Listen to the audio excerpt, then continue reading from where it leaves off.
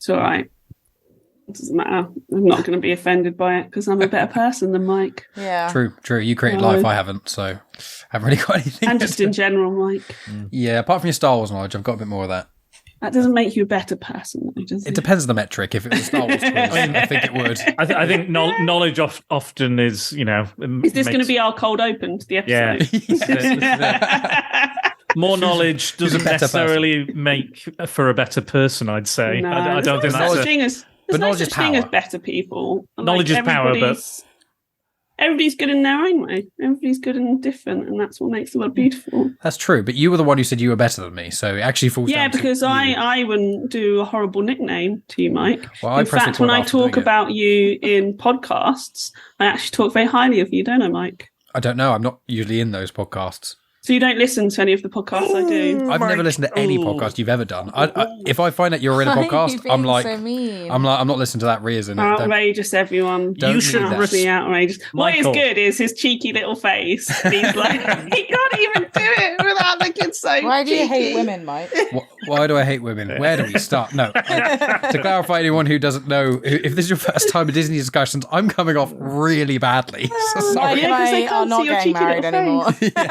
Heard it here first. But sorry, I called Ria a mean name before because it was hilarious, let's be honest. But sorry, Ria. I mean, we all laughed, didn't we? Didn't we all laugh? And then you press record. You laughed heartily. And then I press record, and then it made me seem bad. So you should respect revolting Ria, as I called her on my podcast. Which I really enjoyed. She wanted that. She wanted that. I stopped myself and I said, no, I shouldn't do that. I shouldn't say that. But You're like you're in Horrible Histories book.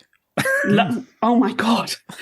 They're going to talk about you in Horrible Histories in years in the future. Yeah. Revolting Ria. I'd buy that segment. When MJ's world famous, there'll be a statue of you, Revolting Ria, and your hair. I'm so happy with that. Can that be a new segment of Femon, like something really disgusting that you talk about? Just oh my God! Ria. I mean, there's so much. I thought you meant revolt as in like a revolution. I thought that's what patriotic stuff. You're like Revolting Ria. Oh no, okay, I prefer that. But I like both. That's what I thought. Not like Ria's revolting. I didn't. Well, right. Let's take it back for context as well. We were doing our first Halloween podcast of last year, the Shock Phobia Fest that I do every year, and I went to say, Revolting Ria, give her a spooky nickname, and then I said no, and then Ria was like, no, I want that. Give me more of that. So I said, okay, Revolting Ria, and we went from there. That's where that came from for context.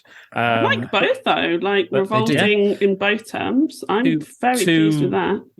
Revolting Ria. Yeah. Done. Triple R. Triple R. Oh, it sounds like a threat. Nice. Triple R. Take it off. Take it off. Take it off. Well, hello everyone, and welcome here to Disney Discussions number 7. It's number 7. I checked it and I've remembered it. So I'm introducing it because this was my choice. Hopefully you'll listen to the last one. If this is your first time here, the group of us get together and we talk about Disney films based on one category. The group of us is obviously the wonderful Megan, the wonderful Mike, and the wonderful Dan. It's a little compliment for you all. You're all wonderful. Rather than mean names. We'll get around to calling each other mean things later. And we take Disney films and we talk about them. The format for this is slightly different for this episode because of the category I chose, which was cartoon crushes.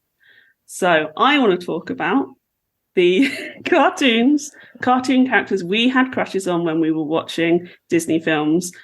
And it's all Disney, obviously, because it's Disney Discussions. So I think we should just dive straight into it. I haven't really thought about... Well, actually, first thoughts. Did anybody feel like a bit uncomfortable when I raised this? Were you like, oh, we shouldn't fancy cartoons? Whereas I'm like, yeah, I'm all up for fancying cartoons. Hot, hot, hot. I mean, I know people who only fancy cartoons. So for me, it wasn't that strange. But no, for me, it's one of those things, though. I mean, I think it depends what you grow up with. Because I think in nerdy culture, cartoons and animation is a lot more accepted. So when you read comics or when you watch, like me, I think of X-Men the animated series or Rogue and Gambit. Who I exactly, yeah. So it's like you can get really well drawn when it's well proportioned in the right way, you can get you can have a lot of animation. You're allowed to like animated characters that have big tits, Mike. It's okay. No, I know. I mean, Soul Calibur 4, I think, comes to mind. We're going to get onto your and also your choice. Yeah, I was going to say you've not got a leg to stand on, Mike. Yeah, mine is definitely like walking like sex. cinched waist and the biggest boobs ever. She was not my number one. Everyone, I will get to that. She was not my number one. So she's actually my number 2. She's my backup. Right, to be honest with you. But no, what a backup. She'd love that. I mean, yeah. I'm doing, without saying who it is, it's doing a terrible job, so I'm sorry.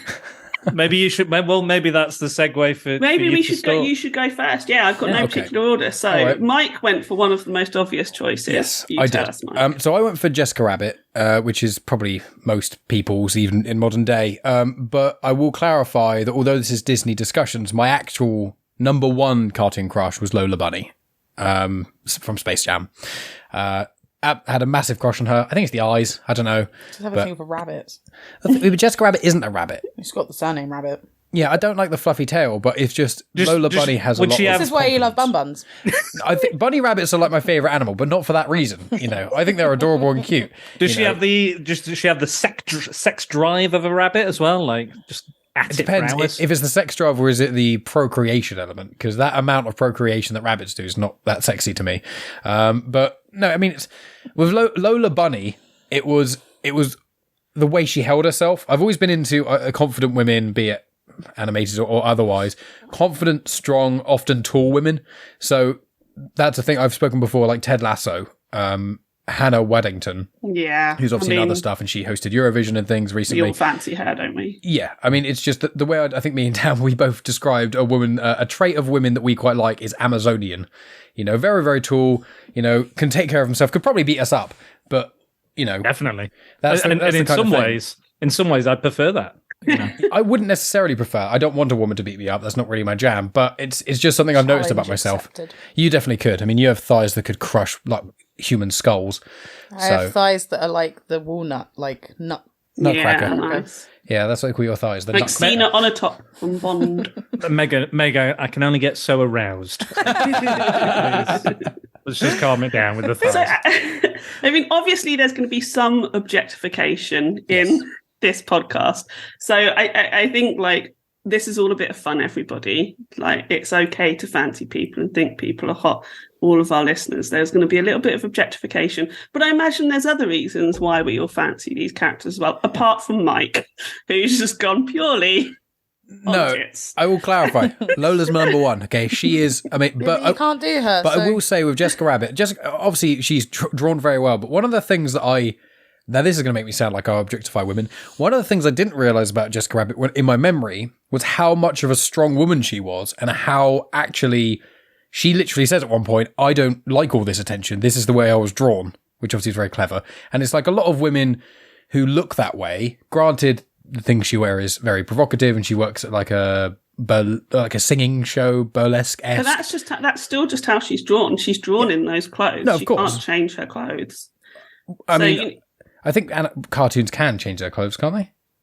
She had that nightie thing that she was found when the main bloke Valiant kept looking through keyholes, and then he saw she was holding up the pink nightie thing. So I think she can change the clothing, but the nightie was even smaller than what she was wearing anyway. How does that work? Does she like have to rub herself out and be I think the way and be redrawn? I think the way cartoons would take things off, in my perception, it's just they look 2D, but they're actually 3D.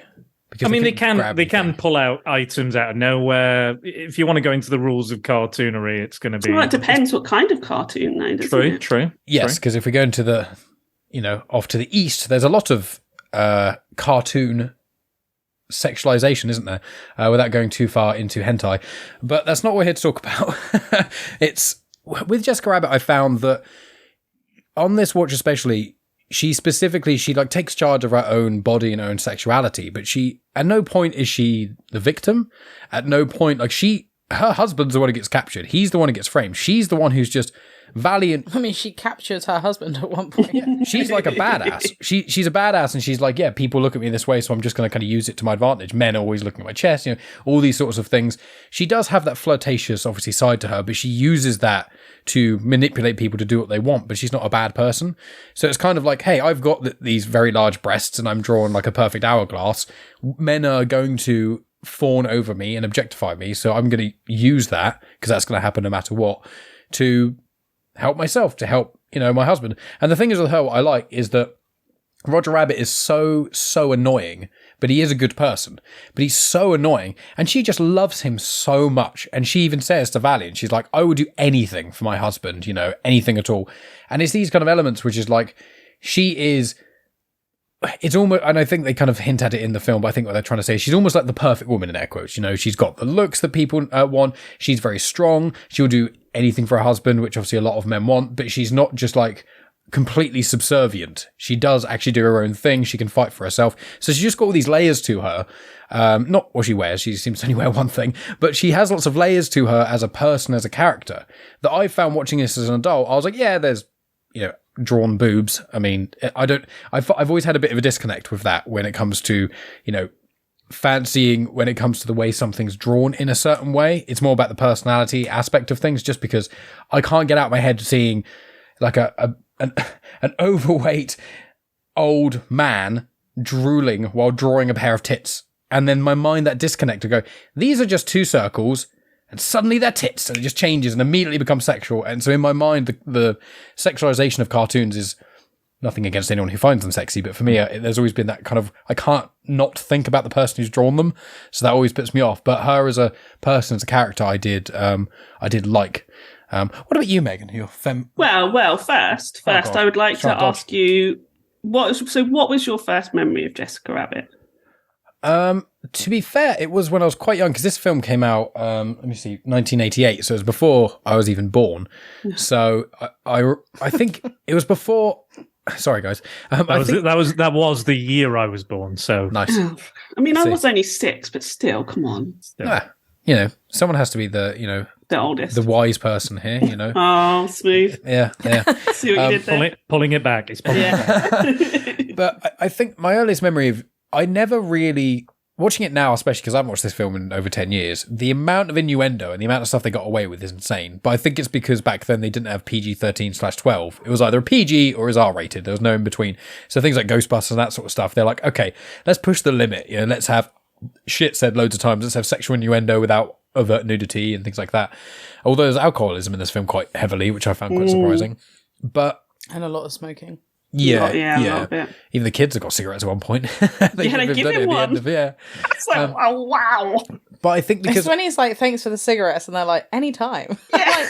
Like, But they were like 7. I think it's because when I was younger and I watched this, because I'd always watched it growing up and things, I never, although I was like, oh, I like it when Jessica Rabbit's on screen, but I don't know why. I remember having the realization of being attracted to women when I think I was about 8 or 9, and I saw Jessica Simpson's These Boots Are Made for Walking video. And I remember watching it. And I remember watching it, and I was like, I really like this music video, but I don't like the music, and I don't know why. And I kept watching the video over and over again. I was like, this is before YouTube. This is when you just had to go on the music channels and hope the music video would show up.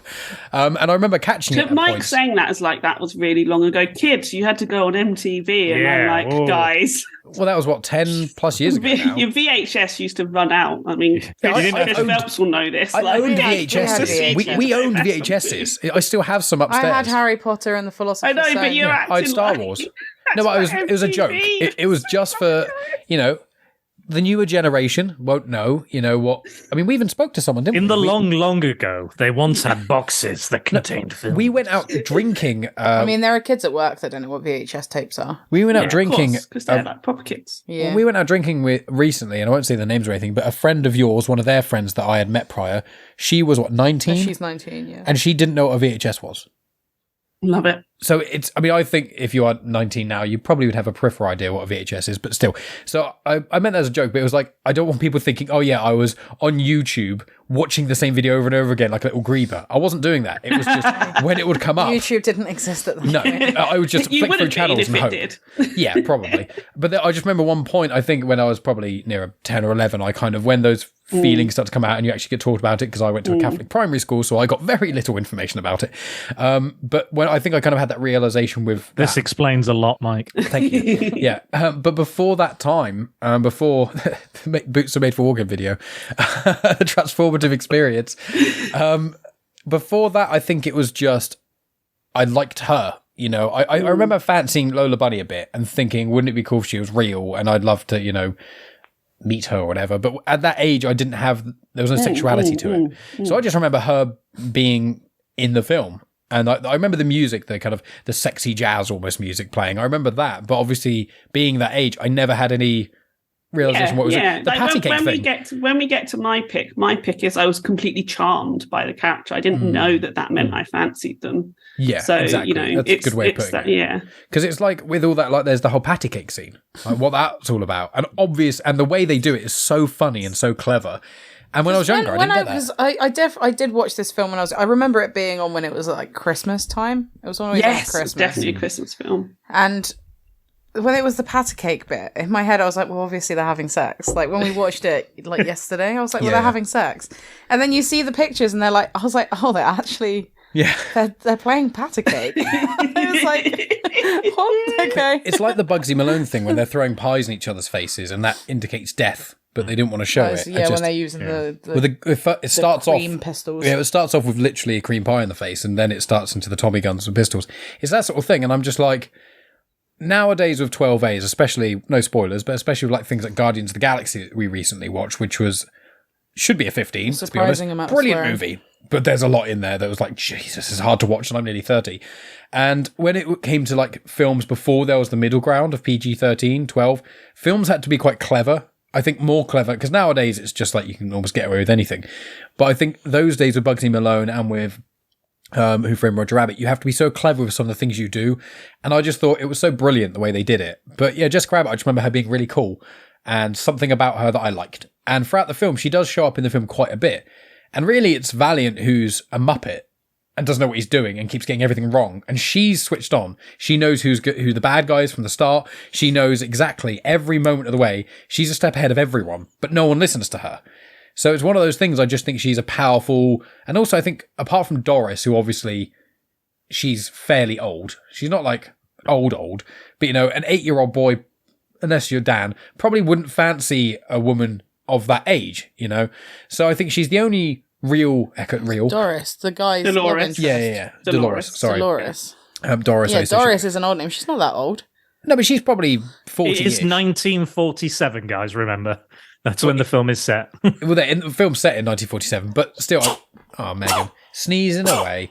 I'm not going to edit this out. I'm going to keep this in.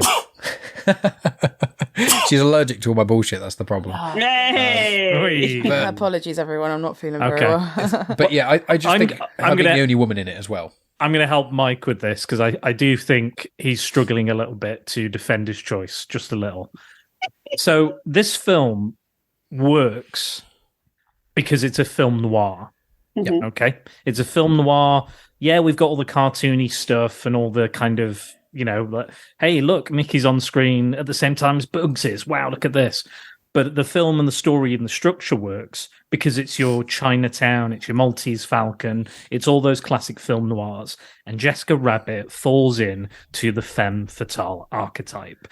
It just so happens she's a cartoon. That's what they're playing with there. They're playing with what she is, what she does. And again, in a regular film noir, it would be sex. But in this, because it's a cartoon. But however, Roger's reaction is the exact same reaction you would expect from someone having sex. And he goes, ah, and all that, but just, you know, to the cartoon extreme.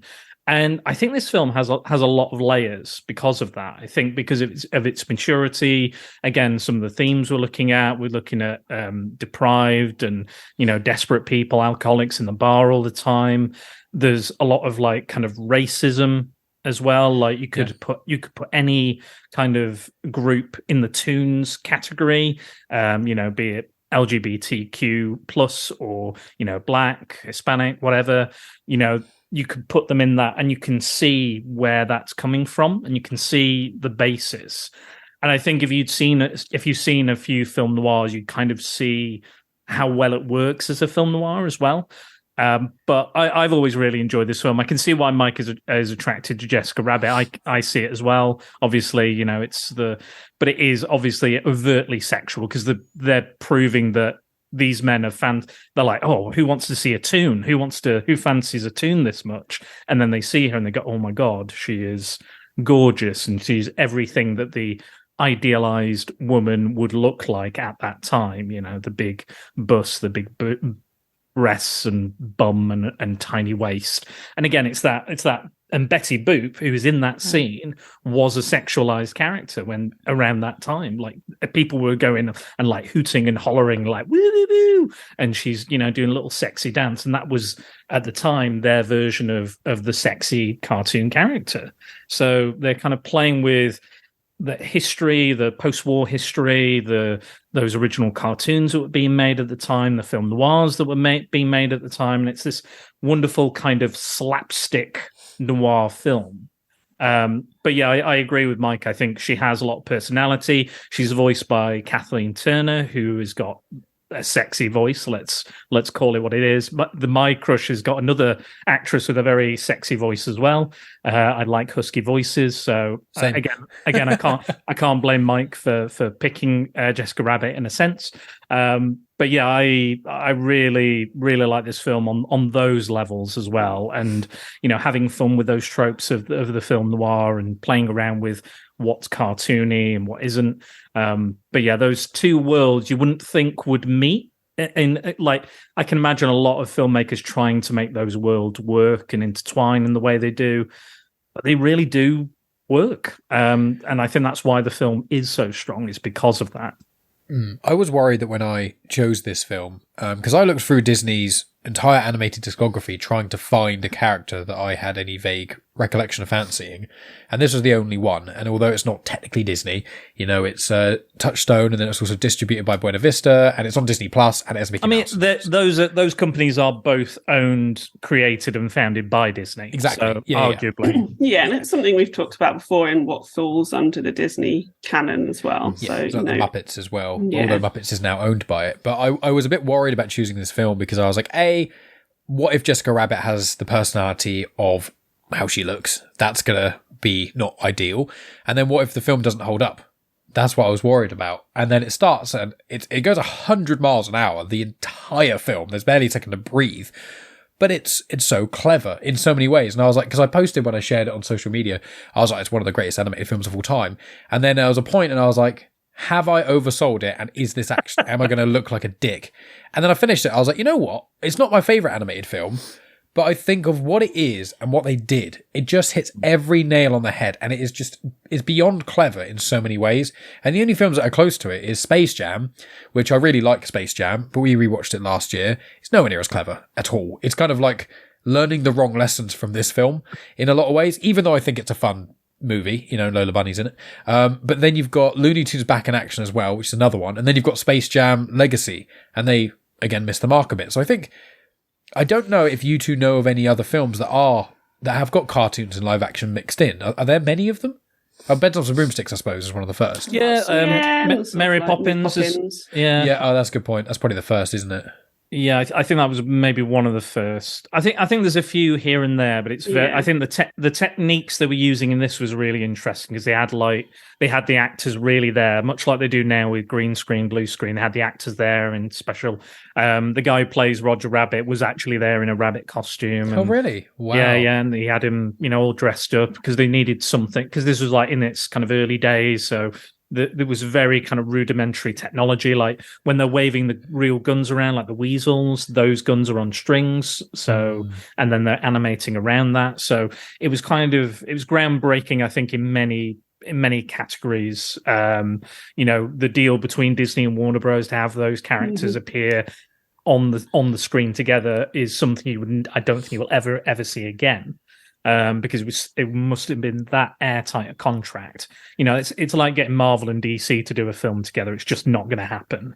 But it was a 1 in a million type scenario, and luckily the film turned out very well as well. So I think before we move on, because we've talked about this one for quite a while now, Megan, how did you find watching Who Framed Roger Rabbit and Jessica Rabbit specifically within the film? I just don't understand how her dress stays up. It's like the entire time I was watching, I was like, how is that dress staying up? Like, but sorry, I'm gonna cough. Yeah, this film was a weird one for me because we started watching it and I was like, I'm not really that fussed, to be honest. It's very slapsticky. So for me, like slapstick comedy, I find a bit annoying after a while. But once I got into it a bit more, I did start to enjoy it. Jessica Rabbit, I feel like it's kind of predictable in a sense because where she is so like sultry and like promiscuous, you kind of think there has to be something more to her character. I don't think she is promiscuous, though, is she? When we're first introduced to her in the club, she comes across as very sexy because obviously she's singing, isn't she? She's trying to lure people in for paying customers and whatnot. And the way she acts valiant as well. Like the main director got, like, she gets really up close to him and she puts a lot of her like when she's singing, she like brushes her arm around him and all of that stuff. So, but yeah, I thought her as a character was quite cool. It was nice that she like had a bit more to her than just the fact that she had big boobs and a big bum and a tiny little waist. But yeah, and a weird nose. Oh, I mean, I didn't figure out. I didn't really look at her nose. Weird Most people aren't looking at her nose. I think that's probably the thing. When she's on screen, it's not. Yeah, I mean, I think it's so interesting, a hot feminist take from Rhea, watching it now and how she weaponizes her sexuality to survive. She cannot change the way that she looks. She can only be in certain types of films, right? Because of the way she looks. So what does she have to do to survive, to make a living? She has to work in that club and sing and get human men, because toons aren't allowed in, to pay to see her. That's the only way. She knows that men will put her in compromising positions to bribe her. She's not a fool. She knows that, and she weaponizes that throughout the whole film. And, I'm about to do a comparison to Who Framed Roger Rabbit to Gone Girl. Okay, so in Gone Girl, Amy Dunn talks about the cool girl. And she talks about how in her different relationships, she has to pretend to be somebody else. It's only with Ben Affleck, I know that's not his character's name, but I really like to do it, that she gets to be herself, which is basically the sociopath, psychopath character, right? And Jessica Rabbit gets to be herself with Roger, which is loving and smoochy and caring and a bit silly. But she can't expose that side to anybody else because that makes her vulnerable. So she has to constantly keep up this act of being sexy. She's doing it with Valiant. She knows what she's doing. When she comes out of his apartment and he's with Dolores and she's coming out, she knows that she's going to leave them having an argument. She sits there in the car. When she sees them come out arguing, she smiles and she's pleased because this is the part she has to play every single day. And women, we have to play parts all the time. When a man is flirting with us and we don't want them to, we have to be nice to them so that they won't attack us or rape us or follow us home and things like that. Like she is just weaponizing that experience. And I actually think that's really empowering. And I love, I think that line is iconic. I'm not bad, I'm just drawn that way. But when you actually look down at what that is, and you think about how women every single day, people talk about our appearances, much like we are, but for a very specific purpose, it's so interesting. And it's so interesting that this was made in a film back then and it was done knowingly. Like, I don't think they just stumbled along how they want her character and how we want to view her in 2023. And I think that's so interesting. I think there's all the female characters we're about to talk about actually have a semblance of that, even in, like, Megan has chosen a man. But the female character in that, I think, if you reframe how you think about her, it's the same sort of thing, and the same with Dan's pick.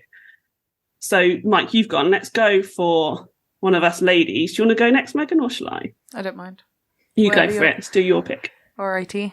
I'm kind of the same as Mike. I don't need you to show me what film I chose. I was just showing some of the notes that we put together. I just thought you'd take the helm. I thought you were just showing me the notes for the film, being like, "This is what you picked." I'm like, yeah, thank you. Mike is the Roger Rabbit in this situation. So. So I was kind of the same. I didn't really have like a cartoon crush, so to speak. I said to Mike, the only one that I could think of was Casper the Friendly Ghost, and that's only because the kid in that movie kind of has like an awakening of like romance, doesn't she, when Casper becomes a human? So I was like, oh, that's a thing. But yeah, so I chose. I mean, we've all wanted to shag a ghost before. Come on, there's some hot ghosts out there. Are there? Yeah, I mean, Ghostbusters. There's the famous blowjob scene. So I guess Dan Aykroyd's character definitely wants to shag a ghost. It's a dream. It's a dream. That particular one. Vampires, yes, but ghosts. Yeah, it's definitely hot ghosts out there. Sorry, Megan, ghosts. carry on with your pick. So I went through shagging a ghost. and I chose The Little Mermaid and I chose Prince Eric. And the recording, we're Good talking choice. about the animated Oh, yeah, one, to I'm talking about the clarify. I know it's Cartoon animated version. Crushes, but this is going to come out right around the time the live action one does. So we haven't seen the live action one, friends. Don't know how good looking Eric is in that one. Well, I actually have no idea. well, Yeah, to be I don't know fair, who the cast is in. no, neither do I. No I one know knows. nothing about No one it. cares. Yeah, Eric's hot still. He's still hot. So hot. So is Ariel's dad. Triton. Triton is really beautiful as well. Like, he came on screen and I was like, yeah, he's kind of hot too. You were like, that wasn't quite how you said it. It Yeah. wasn't even quite the same Well, pitch. I'm sorry, but that's what you've written on your notes. What happened was she went, ooh, Triton's quite attractive as well, isn't he? He is. Yeah, there's He gives me Zeus vibes from Hercules. He's got Big Daddy vibes, that's it. He's ridiculously ripped with a big old beard, and it's But like, he has no belly button. true. But he does have. God, He I does have. noticed. He does have nipples though, because Yeah. that's always suspiciously missing from a lot of animated male characters. Is nipples. He has nipples but no belly button, but Ariel has a belly button, Yeah. which is weird. But you You've can't got see. Zeus We, vibes as well. we don't get to see nipples. That's a shame. So if you had to choose, Megan, would you now, upon reflection, choose King Triton or Eric? I would still choose Eric. Okay. Why Because- is that? Triton's a bit of a dick. Whereas Eric, like, is just like, he jumps onto like a fucking burning boat to save his dog. Yeah, Like- I know, that is sexy. I'm just like, come on. Like, Gosh. I'm like, doggy. Like, saving the doggy. The whole time that you were pointing out, because I I was like, he's a badass. He is. He jumps onto the boat to save the dog and then ends up like being swept ashore himself. He also like is just super nice and kind. And then he also doesn't want to get with loads of random women. He doesn't want to get with loads of random women. He's waiting for the person that he falls in love with. And then after obviously he's had the spell cast upon him and it's been broken and whatnot, he then jumps into the fucking ocean to go and save Ariel. Like, he is a legend.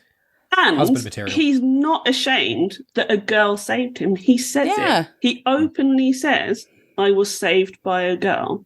Now, I was like, I'd never like picked up on that before. And I was like, dude, that is hot. Yeah. Like, he's got no ego. He's just like, yeah, this is just who I am and I'm cool with it. I like that he doesn't. He gets stuck in, like with the sailing. He's not. He's not like you sailor men. You sail. You do this shit. He's well in there. He's up on the rigging. He's doing all the shit. And he hates the statue of himself. I love Yeah, how much yeah. He's like, what the fuck is this statue? Yeah. And also up until he has the fake wedding or the almost wedding, he doesn't dress like a prince either. He dresses like a regular dude. Yeah. Which I was like, yeah, he's a man of the people. And People I pointed do love out in him. our chat, he is hotter in his shipwreck clothes than he is in Oh, his yeah. wedding clothes. Way hotter. I Yeah. was like, what are we doing with these wedding clothes? I don't need that. You're like Beast at the end of Beauty and the Beast when he's a man. Ugh, get away. Here we go. I Here prefer we him go, in Beast. his tattery clothing when he's Oh, like dressed up yeah, ashore. The tattery. The tattery. I love you and your tatteries. Show Yeah, me your no. tatteries. I stand by Prince Eric. I loved this film rewatching it. I forgot how much I loved it. I genuinely loved it. I enjoyed it a lot more than I thought I would. I remember not liking this film when I was younger, but then I used to hate most musicals, so that's probably why. But I was like, I remember Under the Sea. I even wrote Under the Sea is still a banger. Like, still, it's so iconic, so much fun. And the film, it feels really nicely compact, I think, as well. It doesn't feel like it goes on. Whereas there's certain Disney films we've watched, some of them in this very show, mainly the sequels, where they're going and you get about 40 minutes in and you're like, this is about a shoestring. This is like, there's nothing to this plot and they're dragging over nothing and the same repeated plot points. I thought that, Little Mermaid was surprisingly really, the beats worked really well. The music worked well. The vast majority of it's well. There's a few little bits that's like, yeah. I mean, the silly stuff is just the fact that they like fall in love so quickly. Like three days. That's the big problem, isn't it? Yeah, but depends who you're falling in love with. But it's also set in the like mid 1800s. Yeah. So, but also, as you pointed out, Ursula in this is a badass, and she's one of the all-time most iconic villains. Ursula, I distinctly remember scaring the shit out of me as a child. I think on our like PC we had kind of like a storybook game where it would tell the story of the Little Mermaid, and I distinctly remember always skipping the bit that was when she became huge in the ocean because it used to really scare me. When her face comes out and it's smiling. It's terrifying. And the size of her is colossal. Yeah, then you got like tiny little Prince Eric trying to save Ariel against this like machine of a like octopus lady. Again, he saves the day, doesn't he? Yeah, he does save the bloody day because he's a legend. With his big boat dick. And he stabs Ursula. I mean, it is so his big boat dick. It's a big boat so dick. his dick. Let's be honest. I think I've said this before. Like, I used to, when I was a child, I used to watch this on repeat. I did go back to it a few years ago, and I watched it directly with Beauty and the Beast. I don't think it's as good as Beauty and the Beast for me. However, Ariel swam so Belle could run. We don't get to Beauty and the Beast without the Little Mermaid, and the Little Mermaid was drastically important. We've talked about the dark days of Disney and the Disney Renaissance, and this kicked it all off. I think the songs are all of them are great. I think I don't think there is a bad song in this. Jodie Benson's beautiful. Her voice Gorgeous. Is unbelievable. Is that Ariel? Yeah. I saw a clip of. It's not. Well, it's Halle Berry, but it's not Halle Berry, isn't it? Hailey Bailey. Haley. No, it's Halle Bailey. Halle Bailey. I saw a clip of like original Ariel hugging new Ariel on the like red carpet, being like, "You're doing such a good job," and I was like, "Nah, that's nice." Yeah, love it. Sorry, Dan, interrupted you. No, it's fine. It's fine. I think it's great. I think the story moves along at a pace. I think it's very obviously the writer of the music was a gay man. I think it's Alan Menken, I want to say, and it's just all of this stuff is wonderful. I think I can see why it has a large LGBTQ plus following as well. I can see all the kind of everything that would tie in with that and that experience. But yeah, I think it's a beautiful film. The song's a beautiful song.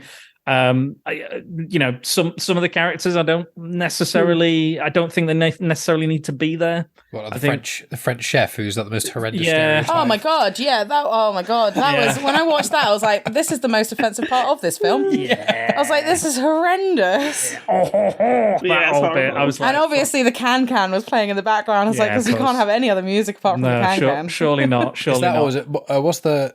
I've completely bit. There's that one really famous French song with a woman singing. Is it Mon Coeur or something or other? Oh, yeah. That one, Levy on Rose. Those two are just the French songs that I always think of. Just the French songs. That's all they have. That's all they have in France. They don't have a litany of art or anything like that. No, just those two songs. I think it's great. I actually enjoyed it more on this watch than my previous watch. I find, again, every time I come back to a film, I appreciate it, or I look at it in a different way, or with different eyes, years more of experience or something. So it was really nice to revisit this. And Mike's right; it goes along like the clappers, but nothing ever feels wasted or rushed, or we've missed an opportunity to tell the story or to say something.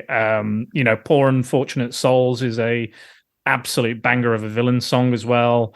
I like that kind of double dealing. And Ursula was based on a drag queen as well, Divine, quite famous drag queen. But yeah, just everything about it is just fantastic. And Prince Eric is voiced by my Spider-Man, the 90s Spider-Man. So I'm gonna find him sexy.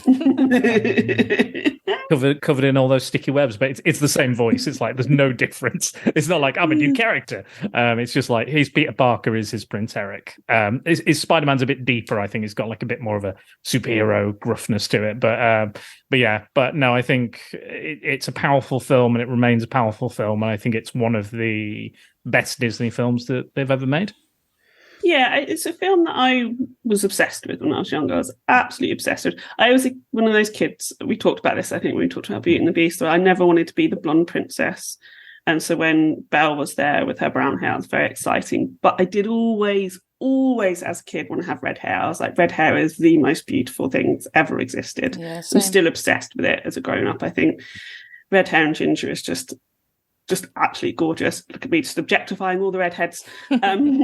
So obviously, Ria, it's better than slagging them off and telling them that they have no souls. That's definitely what Tonya did on my show. Oh gosh! So obviously, I was obsessed with that. But I also, until you talked about Eric, Megan, I was like, oh my god, I think I really fancied Eric, and I never sort of realised. And I've watched it a lot now as an adult. My 4-year-old loves The Little Mermaid. It's not her favourite, but so I've had to watch it a lot. And, she gets into stages. If she's watched Frozen once, we now have to watch it 20 times until she moves on to something else. So we've had the same with Mermaid. And I really avoided her watching it because I do think there are some arguments about how it's problematic, how she has to lose her voice. And she doesn't then really say much towards the end, apart from say to like her dad that she loves her. And, it is she is somewhat passive, but having watched it a lot with my daughter, I kind of disagree. I kind of have a different take on it, which is that what 16-year-old doesn't want to escape? What 16-year-old doesn't want to learn to start driving so they have a bit more freedom? What 16-year-old isn't looking for their place in the world? And their parents, even if you've got the best parents in the world, they still love you and they're still protective of you, don't want you to transition into becoming a grown-up. Like Britney Spears said it, I'm not a girl, I'm not yet a woman. And that is what Gone Girl and Britney Spears, this is where I'm at. and this is what Ariel is trying to do. She is trying to figure out her place in the world. And the world is forcing her to choose between the two. They're putting her, two worlds are putting her in that difficult position, which is exactly why I think for LGBTQI plus people, this film's really important, because all she wants to do is figure it out for herself, and nobody is giving her the space. Nobody's providing her with any support or any guidance. And does Eric just fancy her for her voice? No, he fancies her because she bloody saved him. Like, that's so badass that he's like, this woman just like came out of the ocean and saved me. That's pretty awesome. Like, he is a beefy guy. Like, you see her struggling to put him to the beach, and then he likes her. I mean, the fact that he likes her when she can't talk is kind of problematic. Let's say that it is. But she's finding other ways to communicate and express herself. And what I like about him, what I fancy about him, is he doesn't dismiss that. Not from the start. He doesn't dismiss anything that she does, ever. Yeah, because she does really weird things. Like, if you were with her, if you were with someone and they started brushing their hair with a fork, you'd be like, what the fuck I find that pretty funny, to be fair. But I like that sort of shit, so, that could have ended your relationship right there, Mike, if you started. Because that would have been weird. Just so weird. I did it with a spoon initially, so it's not too bad. Like spaghetti. Yeah, spaghetti. I will say with this film is I raised an issue which Megan pointed out something quite good, which I'll say just one sec. Punch and Judy was in this, which I really liked for a split second, and Americans don't really know what Punch and Judy really is. Because I spoke to Michael McCormick, who was the puppeteer on Labyrinth and Dark Crystal and Return of the Jedi and stuff, and he's the only member of the Punch and Judy Society in America. Because over in the UK, it's a big thing at seasides and stuff. So I liked that, but obviously you pointed out I think it's set like Denmark or Well, they have it in other European countries as well, because in Italy they've got Giuppino, which is like their own version of that thing. It comes from the Commedia dell'arte, I think, and the kind of archetypes from that have gone all over. I think that also the reason it's not so big is it is quite problematic. Yeah, it's very abusive. I remember watching it. It's about him being his wife and killing his child. Watching it when you're like with 8-year-olds and going to hell. Yeah, I distinctly remember one Punch and Judy one that I watched, and he turned his child into a sausage. Like he put the child through a sausage. Oh, I remember that. I think I saw the same one. Maybe down Weymouth. Like sometimes he drowns his child and puts them in a barrel and like chucks them in a river and stuff like that. But it's puppets, so it's funny. Haha. That wasn't the thing I was pointing out. I was just going to say with the thing that Megan corrected me on pointed out I was like, my issue was that being in love like immediately, more so her. But then Megan was like, to be fair, teenagers, both men and women, immediately the moment they have any slight the flutter almost, and it's not even, like, I'm in love completely, and it's like, sorry, I'm interrupting you. It's not even just teenagers though. Like for me, I can agree with that. But like not even the point that you get to being a teenager. Like my first love that I can think of was Jack from Titanic. I was in love with Jack from Titanic. I wasn't in love with Leonardo DiCaprio. I was in love with Jack from Titanic. And I had like a fucking t-shirt with his face on it. Like I was obsessed with Jack from Titanic. And like when kids start going out, it is like that. They do go head over heels like immediately. And also, like Rhea said, she wants to get away from her parents. She chooses to give her way a voice. And then so that she can be with the person that she's obviously like obsessed with that she's never met before. Well, linking in with that and what both Dan and Maria have said about the LGBTQ plus community is that it's basically saying to integrate yourself into air quotes normal society, you have to lose your voice. And for even nowadays in certain places, but for decades and decades, especially in the UK before the 70s, that's what homosexual had to do. That's why Polari, the gay rhyming slang, that's why it existed, because you had to speak in a language that other people didn't understand to know that you're... So the layer... I'd never thought of that before you two both mentioned that, but it's a very interesting perspective. So this film, before going into it, this was the one I was the most, not resistant to, but I was like, I have to watch Little Mermaid. Excited. And you were excited, obviously, but I was like, apart from Under the Sea, I was like, don't care about this film. But then there was a dog in it, and Eric's a badass, and I was like... Even as an adult... Still looks great animation-wise. Even as an adult, one of my biggest dreams is to find the perfect rock and have a wave crash. Come up behind you. Oh, I'm so with you on that. I'm so with you. I was wondering where you were going with that. I knew. I thought I need to find the perfect rock. End of story. I thought you were going to say to either like lie on and look at all your treasures because I love her cavern. It is amazing. Smash Mike's head in with. or to have a wave. I need that. When it came on, I literally was sat on the sofa like. I was like, what are you doing? I was like, I'm not getting this. I also, before we move on, I do want to say about Eric as well. I know that the criticism is that he wants to be with a girl that he's seen once, a mute girl, all of these things and all of that sort of stuff. And, I do think that's when my daughter's older, that's something I'll talk to her about. We'll talk about with all of these sort of older Disney films, consent and stuff like that. But I think, and I'm putting this to the group, Eric would totally still be with Ariel if she was a mermaid. If her dad said, I'm sorry, you need to be a mermaid, it's not going to happen. And again, it's the people around her who are forcing her to choose. Eric doesn't make her choose. People around her forcing her to choose. I reckon he'd still be with her if she was a mermaid. He jumps into the water to save her. But I just think it doesn't matter to him. He doesn't care. He's not losing her again, is he? He's not. Well, also, sorry, Dad, I didn't mean to interrupt. I was going to say he doesn't want to be with a mute girl though. He wants to be the woman who saved him. And he only realizes that when obviously Ursula pretends to be that person because the only identifier he has is the voice. So he doesn't even consider Ariel is that person until she does get her voice back. She does become who she is and she is able to express herself fully. At that point, that's when he knows it's her. That's when he dives in to try and save her. And also, he's not the one pushing for a kiss; it's her, because obviously she knows about the true love kiss, which is quite rare in a film for the, especially. So, and she and her friends are manipulating him. Yeah. He's not able to consent. Yeah, exactly. Yeah, take that. Look, Little Mermaid isn't perfect, but I think we've decided it is. Yeah, well, it's a banger. I'll concede to say it's a banger. I wouldn't It's say so perfect. good. I don't think I'll be. To be fair, I think probably all the films we've chosen, there's going to be something in here that's kind of Well, problematic. let's move on to yours then, Dan. Because there are some problematic things in yours. All right. Okay. Okay. So I've picked the Hunchback of Notre Dame because I think Ria was going to have something I considered, and then she mentioned she was going to do it. So I thought, fair enough, I'll go for something else. And I had a good think. And I thought my crush will be Quasimodo. No, no, my crush is Esmeralda, who is voiced by Demi Moore. Again, another sexy. Oh shit! I didn't realise that. Yeah. Demi Moore, right? So my complaint often is about having actors being voice actors.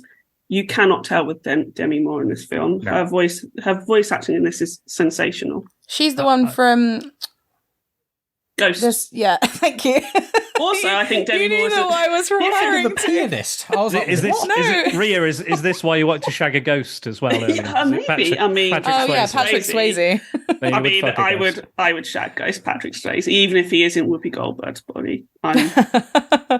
I'm up for that. I might be more interested, I think. Ditto. So, yes, The Hunchback of Notre Dame, known for being a darkly gothic tale by Victor Hugo, gets the Disney treatment. Ish. Sort of. I think there are a lot of fucking hell, this film. I love this film. I don't think it's when I first saw it, I didn't rate it, but over time, I think I've appreciated it as time's gone on. But we'll talk about Esmeralda specifically. So she is a Romani of the Romani people, and she is in a very a religious rite. I think I want to say 1600s. I think Notre Dame. I can't be sure off the top of my head, but the olden days. And it's basically run by this judge Frollo, who has this feeling against this racial hatred and religious hatred towards the Romani people in this film. And he is trying to extinguish them, basically, and put it in polite terms. He doesn't want them involved. And the film opens with a racially aggravated murder, and Frollo is forced to adopt Quasimodo, who he names, which means like malformed, I believe, in the translation is, because the Church of Notre Dame is judging him, and God is judging him for murder. So he has to make up for it. He needs to repent in some form. So he says, "I'm going to raise this child as my own." Worst dad in cinema, possibly. He raises him to believe he's disgusting. He shouldn't leave the bell tower. He's a monster. Excuse me. He's a monster, and yeah, just an awful. But in spite of that, Quasi grows up to be a very loving, caring, doting. He doesn't particularly care for himself the way he looks, and nobody else does. But he has a heart of gold, basically. And Esmeralda is performing in the Festival of Fools. And she's a wonderful dancer, and She's very self-reliant. She has struggled all of her life to make money and to keep herself alive. So she dances and finds every which way she can. Kind of a bit Aladdin-y, actually. There's like an Aladdin energy to her, I think. And she's very, very fascinating. Like me and Mike talked about, like the kind of the Amazonian kind of statuesque powerful women, and I think Esmeralda in this is very powerful, and she knows the difference between right and wrong, and she's not afraid to stand up for that and to protect people that are being abused or mistreated, people who are different, which I really liked as well about her. Obviously, she's very beautiful and quite sexual in a way, but not in a way where I don't think it's purely an objectification type thing, but it's kind of a sexuality that's born out of her personality and who she is. And I've kind of always appreciated that, and she's so hot that she makes all of Paris burn. So I think I win if there's a competition. But yeah, she is she's the focal point of the film. It's called The Hunchback of Notre Dame, but every single main character is kind of in love with her, and you kind of know why, because she's this amazing person, and you know, even the villain is going after her in the most dark, creepy, intense, possessive ways. Like, well, if I can't have her, if I can't shag her, she won't marry me. Everybody dies, just everybody. Yeah, it's when he has her scarf. I'm like, ugh. And sniffing her hair and stuff. Yeah. Oh, And the sniffing hair her neck sniff and saying is that, like, dark. I know what dark, Impure thoughts. impure thoughts that was that you're forcing. And she's like, there's only one thought that you've got. And it's like, with this film, there's a lot of that innuendo, and a lot of his sort of thing is him dreaming of being with her and all this stuff. And he's like, no, it's impure and disgusting. So I'm gonna. It's classic. I mean, there's a whole song. You're attractive, and I'm having sexual feelings, and because I feel like I can't control myself, I'm gonna blame you. Which is still happening in the world in certain places, but we're not going to delve into that. Yes. So this was set All in around the world. This was set in the 15th century. 15th century. Sorry, thank you. So Dan, when was your when did you first watch this film, or when did you first go, oh, hello? So I saw it when it came out of the cinema. I saw it when I first came out of the cinema, and I think, like, for me, I think I was attracted to women probably much younger. Well, chronologically, I was attracted to women before Mike was. Oh, it's not a competition, Dan. I win again. I mean, this film came out when we were two or three. Yeah, 96. So me, I had a raging hard on. So what are you going to do with that? No. I saw Hard on of Notre Dame. the balls of Notre Dame. They dropped massively. But no, like, even in primary school, I had an attraction to women. There was a woman in my primary school I was very attracted to, and again, like, I'm as kind of Esmeralda-esque as well, I would say. But yeah, it was at a point where I was kind of coming away from Disney, and I wasn't really kind of.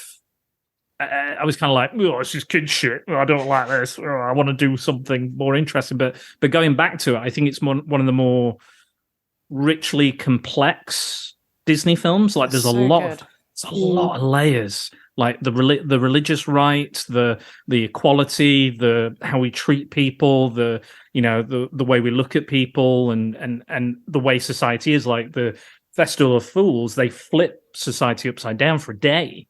And it's on the 6th of January, which is Epiphany. Oh, well, there you go. Which in Europe is it's a big in Catholic holiday. countries, it's a big holiday. In Spain and things. Well, that kind of makes sense. Well, they mentioned they mentioned something about the 6th of January, so in the song about the Festival of Fools, and I was like, oh, that's Epiphany. Yeah, but I think Frollo's one of the more interesting Disney villains we have. I don't think he gets maybe talked about enough, but I think probably because of all the kind of problematic elements to the film. I think the score is really good. But yeah, I think Esmeralda is a great character, and again, she's the driving force of this film as well. Not only is she the focal point because everybody fancies her, but she's driving the action. And there's a lot of stuff I don't like about the film. The gargoyles, for one, I think were a huge mistake. Really? I love the gargoyles. I like the gargoyles. I thought they were fun. My only issue with it is why is one called Victor, one called Hugo, and the other one called Laverne. I looked it up and it's named... Ran out of words. Yeah, ran out of names. She's named after a singer that was of the time that the film was being made. I can't really remember, but it's a singer that was... I also think some of the songs are good. I think, Bells of Notre Dame's a really powerful one. I think Hellfire is a really powerful one as well. I think when they steering to the core kind of dark gothic elements of the story, the original story, I think that's when it works for me. I think when they're like, oh my God, spitting out, when they're all trying to be Robin Williams, which it just doesn't work. And also one of their songs where they're like, hey, you're the guy, you're the Ace of Hearts, is during a genocide. Basically, that's going on. And I'm like, you don't put that song right there. It's also very similar to the song that Danny DeVito sings in Hercules. There are lots of similarities between Hercules songs and the songs in this film. Yeah. Same songwriter. Same year, I think, as well, wasn't it? Well, also year before. Yeah, I think Hercules was slightly before this. This is 97, I think. 96. This is, but also. Megan looked it up and made this. Well, I actually made the connection before I looked it up, and I was really proud of myself because Frollo, whatever his name is he gave. So I love Les Miserables. I love music. I love musicals, and I was like, stage performance, not necessarily the film. You remind me of Javert, which is the police officer in this, and then I was like, oh shit, obviously, because it's written by the same guy. I was like, that makes sense. And it's set in France at the specific era. And the music of this made me think of basically a poor man's Les Mis in a lot of ways. And I thought, to be blunt, I thought the music of this film was one of the worst Disney soundtracks I've ever heard. Not because it's bad, but because legitimately, even though you mentioned a couple there, zero memorable songs. I think it's also just different though, because all of the songs in this are a lot darker than other Disney films. But apart from the Hellfire one, I thought they all sounded the same. I was the Hellfire and the one that sounded a bit like the Hercules song. They're all big. They all sound big like the Les Mis songs. But for me, they had no hooks. And for me, I was just like, there were songs happening, and I was like, I don't know what this song is adding. It feels like there's no humour to this song. That it's not a really hooky song that you're singing to yourself. There's no like Under the Sea song, in Hunchback. There's no Zero to Hero. Well, exactly, because it's a different. No, but in every Disney film, even in this era, there's at least one standout song that everyone knows. And for me, the soundtrack was the weakest part. I really liked this film a lot more than I remember when we watched it a couple of years ago, because I'd never seen it as a kid. But I thought the songs were good as songs, but they all sounded like fillers. It sounded like Les Mis, where you've got 3 hours of music and you have to have certain songs just because every the songs aren't the same as Les Mis. No, but what I'm saying is, in a film like Les Mis, or a production like Les Mis, when every single word of dialogue is sung, which I despise when things do that, you get these songs that aren't really songs. You just have dialogue points that you have to say in a tune. And those are the filler tracks. And on either side of the filler tracks, you get these really big, amazing, incredibly written songs, which Les Mis has a lot of. In this, I was just like, this feels like the in-betweeny tracks before a really big song, but none of the big songs really hit for me. There was a couple that were all right, but for me, this is the only Disney film I think I've seen that there's not a song I could even name, bar Hellfire, because Dan just mentioned it. So for me, that was actually the weakest part. So I hate Les Mis. I'm sorry, Megan. That's fine. It's not for me. I didn't write it. but many musicals like that are not for me. I can't stand the singing of lines. I think, yeah. Even that is like, making me. I've not seen it. I've not seen it, but I have seen clips of it. No, don't watch the film version. Don't watch the film version. No, don't watch the film version. But I do tend to like musicals in general. And for me, this takes the best bits of all the musicals I don't know why I say it like that, in terms of the darkness and describing how a character is feeling well without them speaking what they're feeling, because that makes me want to shove nails in my eyes. So I went into this film not keen. I was like, oh, Dan, classic Dan. Then again, this is like the one time that I'm like on side with Dan. This is one of my favorite films growing up. Not weird. I was really pleasantly surprised. The things that surprised me the most is, I think, all of the male characters apart from Frollo, and this includes Quasimodo and Phoebus, can fuck off. This film's amazing without them. I actually kind of think they're just in the way of Esmeralda and Frollo. And I think those two characters are absolutely fascinating. Like, I could just spend so much, like, I could read an epic George R. Martin series about just those two. Well, and the then actual how they original's come 3 together. books long, 960 pages of this story. So you've got it's not just these two, unfortunately, and because I think I cannot believe they are in a Disney film. I cannot believe Esmeralda is basically a Disney princess. Like, she's so interesting and fascinating. Like I said, Demi Moore's voice work is absolutely fantastic, and I just think, I totally get why. I mean, I really fancy her now as well. But like, I totally get the fascination of her, and why, as a young boy or girl or anything in between, you would look at her and go, I fancy her. Because I don't think that's necessarily the words that you would use about her. I would say that you're more sort of captivated or entranced, drawn to her. Yeah, because there's just something about her. But no, I interrupted you. But even for me, I'm not that way inclined, but I was captivated by Esmeralda because this film I was obsessed with when I was younger. And I distinctly remember going to school for World Book Day while all of the other kids were like dressed up as like Harry Potter and Hermione. There's me. I'm like, Mum, I want to go as Esmeralda. Yes. So I went to as Esmeralda for World Book Day, and I distinctly remember having this like really colourful, like flowy skirt that I wore, and my mum got me like this like baggy-ish top. But that must have been like year 3. Like, I was obsessed with this film. I will say with Esmeralda, watching this, she was, of these 4, she's beautiful. She's my number 1. I will say. When after watching it, I was like, A, obviously stunning, but also just say B, she's got so much agency, she's got much power, and her banter with Phoebus, I will argue back against it, Rhea, and I'd say I love Phoebus in this because Phoebus is also kind of hot. Well, you said that, and you were like, and I was like, oh, okay, fair enough. I mean, he's probably the Disney person that looks most similarly to me in the sense of he's got a little beard. That's about it as much as it draws. But like, I don't look like any Disney princess. Let's not be honest here. But I was like, oh, he's got a little goatee thing like I used to have in college. Fun. But I would say Esmeralda and Phoebus. Like, Phoebus is the comedy relief. You know, Hunchback is the tragedy, or Quasimodo. That's very mean of me. Quasimodo is the tragedy. Esmeralda's kind of the spirit, the drive, the thing driving the plot, and the one who's, you know, being obviously got the gaze of the 3 gentlemen in this. But Phoebus has genuinely some of the funniest Disney dialogue. Does have some funny dialogue I've ever heard. I thought every single thing he said when it wasn't pithy, boring love dialogue with him and Esmeralda was so funny. Like when he says, Phoebus, it's the sun god, and she's so unimpressed, and he's like, yeah, I hate it too, I'm sorry. It's just like that. He's self-aware that he comes across like a douche, but he's actually a really nice guy, and the way he gets Esmeralda is not by being, you know, the Prince's Guard and all that. She's always saying, you're different, you know. Maybe my crush is actually him, because I thought he was amazing. I loved him. I thought it was great. I think it's Kevin Kline who does great comedy timing. So that's exactly what I was going to say, Rhea. I think it's more more that you like Kevin Kline and less that you like Phoebus. That's what I think. Don't tell me who I fancy, Dan. If I want to fancy Phoebus the sun god, then I will do what I want. Anything else on Hunchback and Esmeralda?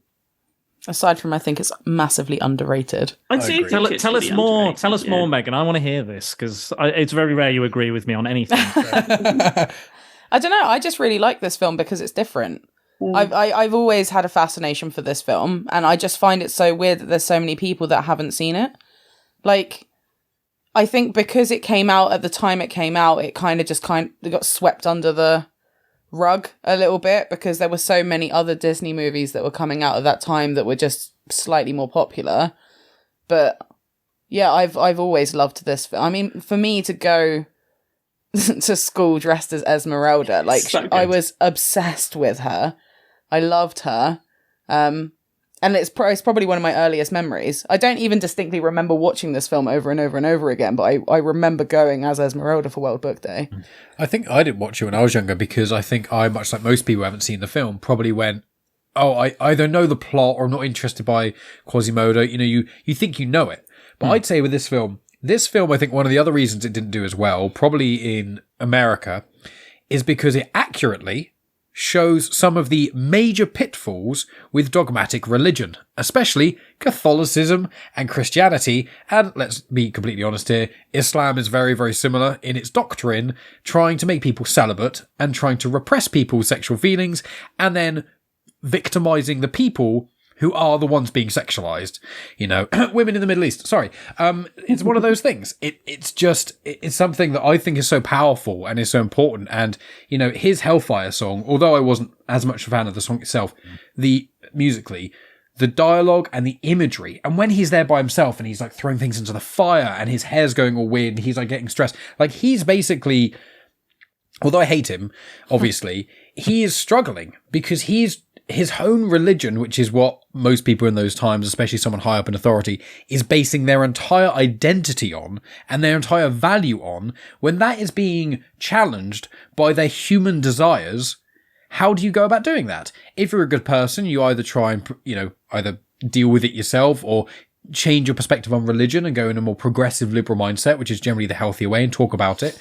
Or you repress it more and more and more, and then you lash out at people around you, especially the people you're having the feelings about, and that's what this whole film is about. And I think this film probably didn't do as well because in the places, a lot of America, which have got a strong religious integration with the local government and things, you as a nuclear Christian family probably don't want the kinds of questions around your children as to, hey, here it is, clear as day, some of the very problematic elements of celibacy. And they're probably like, yeah, we don't want to have that conversation because we don't believe it, because we think it's wrong. So I think that might be a reason why it didn't work, which is one of the reasons I actually say to people now, they should actually see this, because that element is so strong. And I love that kind of thing. I'm very much, with a lot of the films I enjoy, I love it when religion is being questioned or poked fun at in certain ways. Because in my opinion, it's a belief at the end of the day. As valid as it may or may not be, it's just what you think. And so I just think every thought should be challenged. So that's one element I really, really respected about this film that I didn't quite pick up on the first time I watched it, which was, you again... only watched it for the first time with me. It was in COVID. I could barely remember any of it. So... Is this the first dark and complex Disney movie that everybody's kind of liked? I really like Watcher in the Woods. I loved that. I was talking about it the other day. I genuinely think that's amazing. But I don't know. I think there's a couple of others darker ones, but I can't think off the top of my head. You have to show us some more, Dan, and then I will. some more dark and weird Disney films. Not Dragon Slayer. I'm going to talk about my choice, which is a film that takes darkness and brings light and joy, and has the foxiest Robin Hood ever seen on screen. I'm talking about, obviously, 1973's Robin Hood. He is the hottest Robin Hood that we've ever had. Russell Crowe, get lost. Kevin Costner, get lost. It is all about an animated fox. He's cute. He's so cute. Cute little foxy face. But he's also just completely charming. This is what I was talking about at the beginning with Mike. Like, I think as a kid, I was like, I don't think I fancied cartoons or understood what fancying anybody would be. But I was like, this Robin Hood is so cool. And I think that continues into adulthood.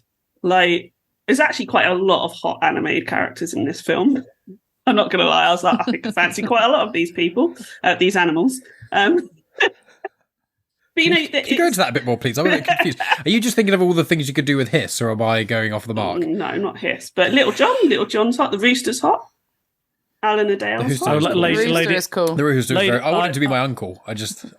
He's hot. I'm like well up for some of that. I would fuck Lady Cluck. That's a. Oh my god, thought Lady Cluck is. I was thinking. I didn't Lady realise. Cluck is really funny, but she's confusing because her size changes throughout the film. Most of the time, she's really tall and big, and then randomly, And then suddenly she's tiny. in the middle part of the thing when they're doing the archery competition, she suddenly shrinks because she's as tall as all the rhinos and stuff at one point in Little John, and then suddenly she's just half the size. So I loved it. We've got about 15 minutes, so let's talk about how Lady Cluck would dominate us all, because she would.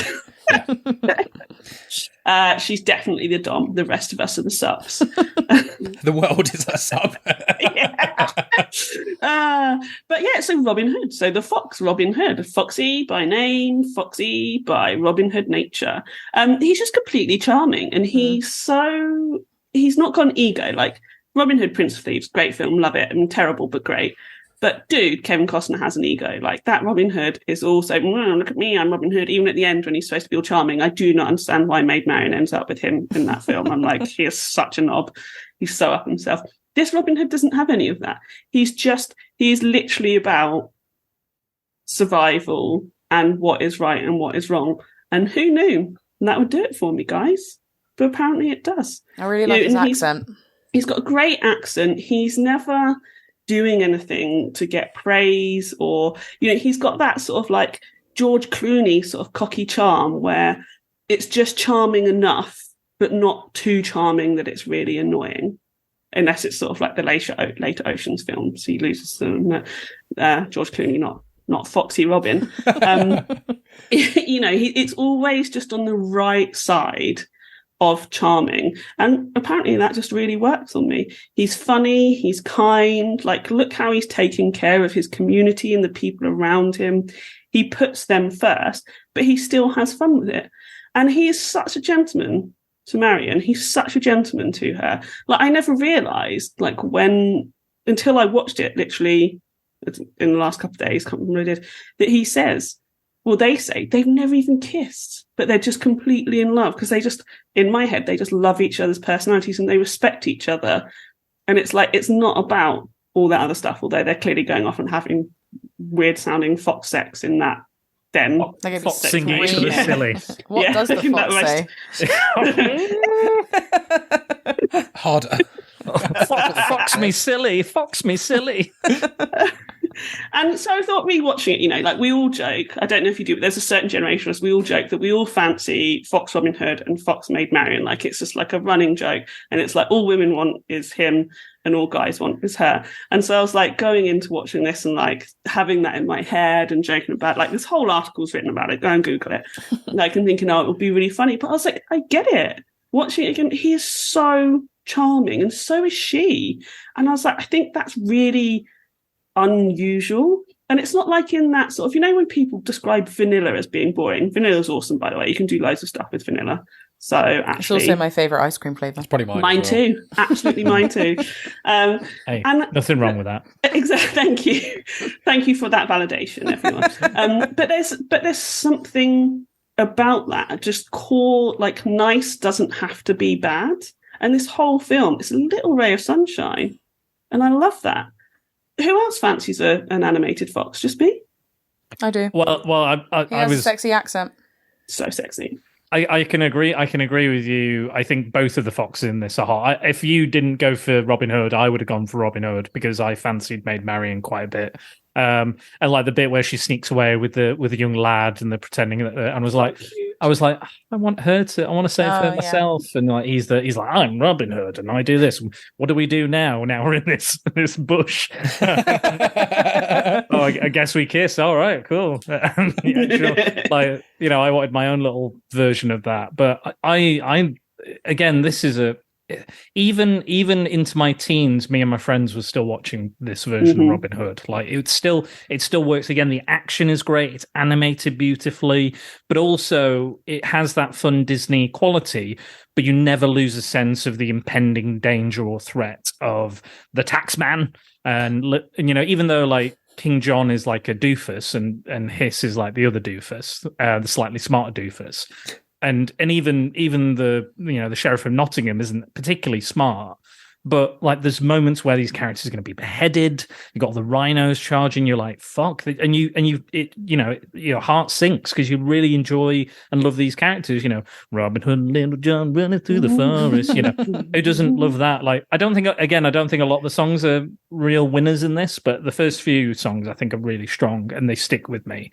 But yeah, I love it. The whole action set piece towards the end with the fire and everything like that really, really works. I love it. I think it's a wonderful Disney film. I don't think it gets talked about enough at all. Unless we're all horny for foxes. Unless we really want to fucking shag a fox. It's the gingers and the redheads again, isn't it? That's it. Redheads. Yeah, Do you know what? I never realised until just then. It is, isn't it? I mean, and also, Robin Hood is fighting against what some would say a Tory government. And of course, there's nothing sexier than somebody who wants to burn down all the Tories. Revolting rear. Revolt against the patriarchy. Revolt against... Exactly. So clearly I'm on board because I'm like, if John and Snaky Boy and Sheriffy Boy don't represent the current Conservative government or ones before them, then who does? Like Jesus Christ. The whole mummy and sucking the thumb. I think that's very much a Tory government. If I've ever seen anything, that's Boris Johnson, isn't it? Yeah, absolutely. Yeah, exactly. Mummy. But I will say with this film, first of all, Friar is probably the best character for me. He's a badass. I would totally do him as well. By the way, nice. The mole man. Yeah, I think he's a bear as well. I give him a little cuddle. He's a bear. Is a bear as well as a mole. No. I thought he was a bear, like Little John. Like he's the same size. Mole bear. Oh, is he a badger? No, he's a badger. Yeah, you're right. Be, but he's not black and white like conventional guys, you know what we need to do, guys? We need to watch the opening credits again because those credits that last. It states exactly. For some reason, they decide to state every character. It's so a weird. Specific animal. But they don't have an end credits. That's the thing. When the film ends, it just ends, and I was like, oh, okay. But yeah, that was old school. That was old school, Mike. I was probably but it's with the It's funny because this film and Hunchback, two of the best characters are the priests or the vicars, the representative of the church, which is usually often the bad person, especially in media and things. Especially usually, but either they're the ultimate good or they're horrendous. But they were like fighting back. They're like, no oppression. You got to do these things. So I like that. But I will say, I was not a fan of this film until the last half hour. I thought the first hour was so slow and it was killing me. What was it you hated? They kept saying, "Oh, lally." Oh, Oodalali. It was killing me every time they said it. I felt Mike was like, "Why do they keep saying that?" And then he looked it up and he was like, "There's no reason." There was the Oodalali song I couldn't stand with the rooster. I love the rooster, to clarify. I thought the Oodalali song was horrendous. I was like, this sounds like a drunken uncle at a campfire who's forgotten the words to everything. The Oodalali song that's right at the start. right. And they say it so many goddamn times. And then every probably 20th line of dialogue, someone says Oodalali. And I'm like, I don't understand and I don't like it. And the dialogue's like Bambi, which really pissed me off. Yeah, they do talk slowly. So slow. So, like, some of the characters, specific and well-spoken, I like British actors, but the Sheriff of Nottingham was this hillbilly American accent. That's what I was going to say. Made no sense. The accents in this confused me because it's set in, like, an English town. And also, why are they calling it Nottingham when it's clearly Nottingham? Like, Nottingham, really. So American. Nottingham. Yeah, I know, but if you're going to do it right. Do it proper. Nottingham proper. Because then also, you've got, like, the hillbilly sheriff that I'm like... Now, again, the rooster... And the rooster, The rooster does state that everyone has their own version of Robin Hood, and this is the Animal Kingdom's version of Robin Hood. So it's the correct one. If it does happen that the Sheriff of Nottingham is, a southern like hick, a hillbilly or whatever, redneck, then that's the Animal Kingdom's version. You've got to accept that's their version. It's special to them. That's a cop out, but I'll let you have it. But I found, and also there's a lot of whistling in this. And I hate whistling in songs. It drives me mental. If there's whistling in the stuff over the top of it, it's fine, but whistling cuts through me. I really don't like it. So that did bother me. Oh my God, that is one of the weirdest things I've ever heard anyone say. It drives me mental. I hate it. There's a couple of songs I like Mike, that do have some whistling. People tell me weird shit all the time. People love telling me weird shit, but weirdly, that's one of the strangest things I've ever I can whistle quite well. So it's not even a worry. Like I can whistle. Stand whistling. No, I don't mind whistling in real life. No, to be honest, if someone whistles in real life, you're like, what are you doing? Because it's just a guilty thing. What are you doing, you prick? Just hum or something or shut up. It's like playing music in public. Stop it. But anyway, the whistling in songs, not a fan at all, to clarify. But the first hour of this film was a slog for me. I was like, not enjoying this. I thought it's because you don't want to shag anyone. True, it does help. My penis was off and so was my brain. There were loads of rabbits in this film, Mike. I'm not sexually attracted to rabbits. There's one. Fuck a rabbit. There's one rabbit I'm sexually attracted to. That's every other rabbit. There were like 99.999% of rabbits in this world. I'm not. It's just the one. No. It's just Lola Bunny. Okay. Okay, come on. But I was going to say with this film, I thought the last half hour, 40 minutes was absolutely incredible. From the point where they're breaking into Prince John's place and they do the whole, ropes and everyone's in prison and it's really dark and depressing. So why the raccoons Star Wars A New Hope then? When it becomes Star Wars A New Hope, you like it? In what way? When they're going into the Death Star, rescuing the princess. Oh, I see. So I think of Phantom Menace because I think the first hour of that film was a slog and a half at the end. Anyway, I was just going to say with that film, I thought the ending bit was really cool. The animation was great. I really, really liked the second half, basically. I thought the second half really picked up and was really, really great. I thoroughly enjoyed it. But why were the raccoons the only ones with prison garbs on, whereas everyone else had their normal clothing? That's what I want to know. Because it's stripes. It's just visual fun, Mike. But have a laugh. I'm an advocate for raccoon clothing. Fun. Raccoons should have clothing, okay? It's inappropriate. But no, it's racist profiling is what it is. Just because they've got a bandit mask on. Yeah, you think they're guilty already. They just assume they're all criminals, raccoons. That's profiling. But as a whole, I liked the film. I just thought when it started, I was like, oh, this is going to be rough. I was not a fan of the dialogue or the way they talked. And I found that Prince John, I know he's meant to be annoying. Oh, he drove me mental. I love that. I love Prince John. Yeah.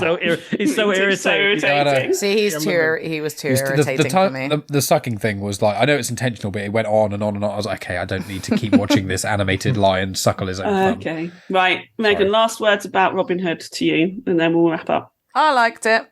Thought it was good. I thought probably out of... I think my least favourite would be between Who Framed Roger Rabbit and this one. But I enjoyed all of them. I enjoyed rewatching this film because I hadn't seen it in a very, very long time. So it was fun. And okay, so all of us, just out of the 4 we've chosen, let's just objectify one of them. Who would we like to spend our time with the most? Esmeralda.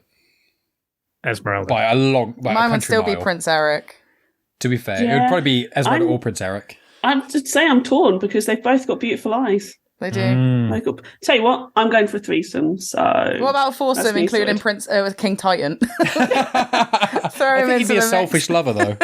I think. Yeah, he would be. Oh, they're also I making don't know. He's got 7 children. I don't think, but he no would be. wife. Where's she gone?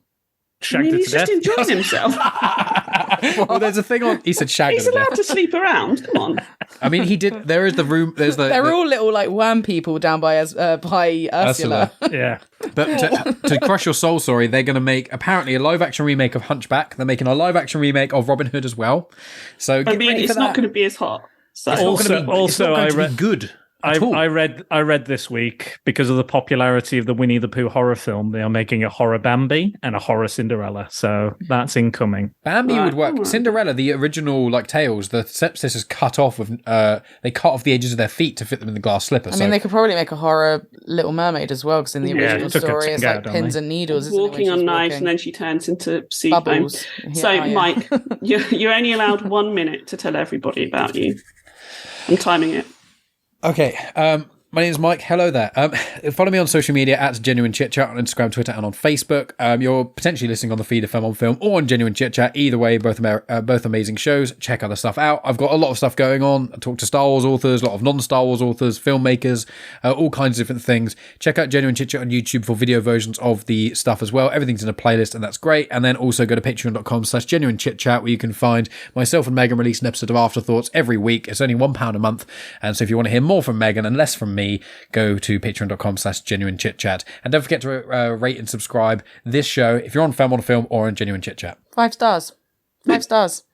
Beautiful. Look at that. That's amazing. Right. Megan, where can everyone find you? You can find me on Instagram because I'm actually like somewhat active on there. I've recently started going back to the gym, so you can find me on Grits Gets Fit, waking up at 5:30 in the morning to go to the gym before work. So that's super fun. So go on there, say hi. I'll go next and then you, Dan. So come and find me at Ria Carrigan on Instagram, at Femon on Instagram as well. I should have said them both on Instagram. As Mike said, you'll either be listening to this on Chit-Chat or Femon. Oh, hey, maybe Dan, you'll release it as well. So maybe you never know. Sure. Rate, review, come and see all of our content. We're all amazing, and join us for the next Disney discussion. Who is actually choosing the next Disney Dan. discussion? Was it me? Perfect. So that is Oh. why we. That's why I thought you chose him at the end. I thought you were being clever then. No, I wasn't. I was just winging it. So, Dan, you go and tell us what the next category is. Okay. I'm just going to rip Mike off massively from what he did a little earlier this year. Instead of underrated animated movies, I'd like to do underrated live action movies, not live action remakes. Not. I'm saving that for another time. I can't wait to piss you guys off. That's a whole nother discussion. But anything you think that features real people being shot on film, they can have animated characters like Roger Rabbit, but anything that you think needs a spotlight, but it has to feature real people. So I think I've got a list, so I'll send that over if you're struggling. But also tell us your underrated live action Disney films as well. High School Musical. We're saving that for your pick. That's a preview of Megan's in a few months' time. There you go. Now you know. So we've got the lineup. But yeah, so I've not even decided mine yet of these. So I'm going to do a bit of digging as well. But yes, you can find me on SpiderDan at secretballs.com. That's BORES. And lots of good stuff. I've got my own Disney podcast coming up on a Goofy movie. It's coming out in next month. Yeah, so a few weeks' time, I think. A couple of weeks' time. So yeah, go and check me out there. And I've got a 4-hour one with Natalie as well, talking about Disney villains, including Ursula and some of the other ones we mentioned today. But thank you very much. But yeah. And also, Dan's got a Patreon, and it's amazing. Go check that out. And also, Dan came over ours last weekend, which was amazing. It was great fun to have Dan as a house guest. And we watched the weirdest film ever that we'll be doing a podcast on in a few weeks once Megan's recovered. Oh, my Lord. Yeah. But before you pipe that, I just want to quickly say, you saying Goofy reminded me, Who Framed Roger Rabbit mentioned Goofy, which made me think of your podcast. And also, Quasimodo is also mentioned in Who Framed Roger Rabbit, which was weird because we're watching these in a little batch. So there's just a couple of connections I like. Sorry, Dan. Yes. So yeah, I've nothing else to say. Rhea? Lovely, great one as always. Looking forward to the next one. See what random shit we watch next. Thank you, friends. We'll speak to you soon. Bye.